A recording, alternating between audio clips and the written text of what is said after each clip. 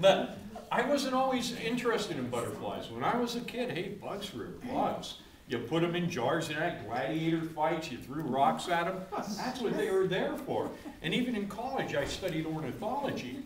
But what happened to me was 30 years ago, so I was 5 at the time, 30 years ago, I went out for a walk one day, a butterfly came along and flew into me and I caught it. And when I looked at the back wings, I saw that had a silver question mark on it. Now that piqued my curiosity. I had to find out what that butterfly was called. So I got in my car, drove out to the mall, bought a book on butterflies, looked it up and found out that it was called a question mark butterfly. Should have been able to figure that one out by myself. But as I looked through that book, I saw that we had 720 beautiful butterflies in the United States, and just in Bucks County you could find almost 150. So I want to see how many I could find, and pretty soon I started to find eggs, caterpillars, chrysalises, and I brought those home. And as soon as that first butterfly was born in my house, so this is all I'm doing for the rest of my life is raising butterflies. And I've been doing it ever since. But if you want to get very good at something, naturally you have to research your topic. You have to read all the books you could find. So I read every butterfly book I could get my hands on, and the problem that I ran into, the more books that I read, the more mistakes I found. And a good example is a book that every child has to read called A Very Hungry Caterpillar.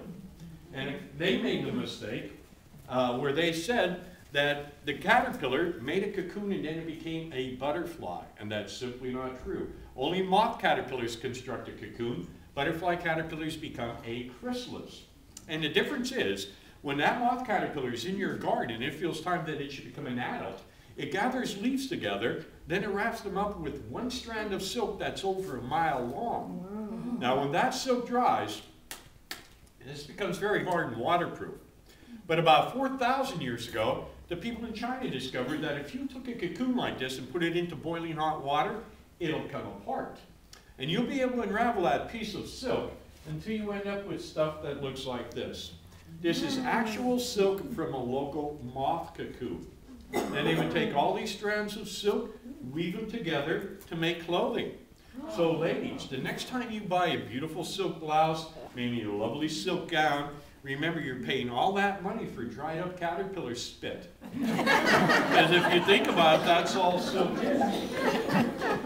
So some morning, if you see your husband or someone wearing a beautiful silk tie like this, remember to pay him a compliment and tell him that's a lovely cocoon you're wearing today.